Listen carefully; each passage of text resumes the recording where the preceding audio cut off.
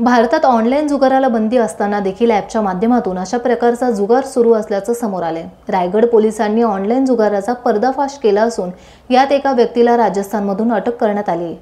या प्रकरणात कोट्यवधींचा व्यवहार झाल्याचं तपासात समोर आलं आहे। महत्त्वाचं म्हणजे यात काही बँक अधिकारी आणि कर्मचाऱ्यांचाही सहभाग असल्याचा दावा पोलिसांनी केलाय। PayQ सोल्युशन्स त्याची डायरेक्टर आहे ह्या रमाकांत साहूची आई, जे की 55 वर्षाची आहे। तिच्या अकाउंटमध्ये मागील 2 महिन्यात 114 कोटी रुपये आले आणि गेलेले आहे। आणि परत परिमॅच मध्ये आपण ज्यावेळी दुसरे अकाउंटला गेलो तर तो रजिस्टर्ड आहे ला पिट्युरा, एक कंपनी केलेली आहे आणि त्याचे डायरेक्टर सौभाग्य रंजन बेहरा असं दाखवली आहे। हिच्या अकाउंटमध्ये मागील 2 महिन्यात 186 कोटी पैसे आले आणि गेले आणि हे सर्व वेगळे आहे। असं नाही की एका अकाउंटमध्ये जे 114 आले तेच पुढे फॉरवर्ड झाले, हे वेगवेगळे आहे। आणि हे सर्व पैसे कोणाचे आहे? आपले शक्यतो दुसरे भारतीय नागरिक जे आहेत ज्यांचे फोनवरती पण तसेच प्रकारचे ऍड्स आले आणि मग त्यांना वाटलं हे प्ले स्टोर वरती उपलब्ध आहे तर लिगलच असतील आणि मग त्यांनी डाउनलोड केला आणि त्यांचे सर्व पैसे गेले।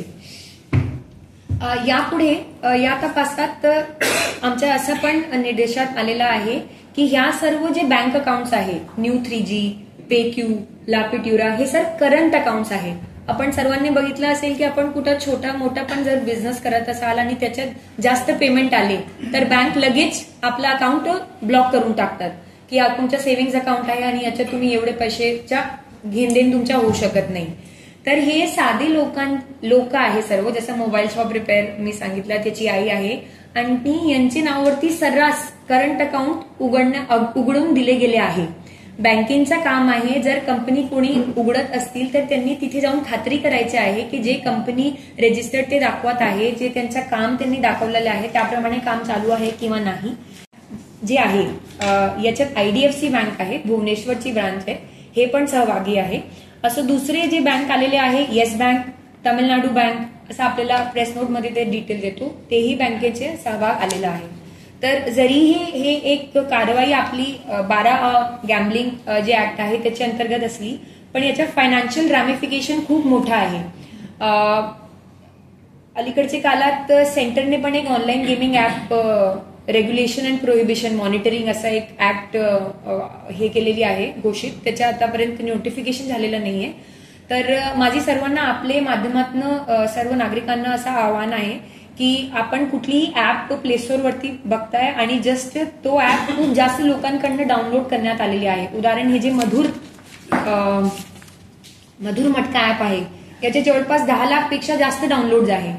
तर जस्ट बिकॉज त्याचे एवढे डाउनलोड्स आहे तो लीगल होत नाही आणि आपण हे करताना सर्वांनी दक्षता घ्यावा। सायबर गुन्ह्यातील आणखी एक प्रकार अलिबागच्या सायबर पोलिसांनी उघडकीस आणला आहे। यातील फिर्यादी याने यांच्या मोबाईलवर 3-4 महिन्यांपूर्वी ऑनलाईन गेमिंग ॲपची जाहिरात येत होती। वारंवार या जाहिरातीने प्रवृत्त होऊन फिर्याद्याने AM999 ऑनलाईन गेमिंग ॲप, मधुर मटका गेमिंग ॲप आणि प्रीमॅच असे 3 ॲप इन्स्टॉल केले।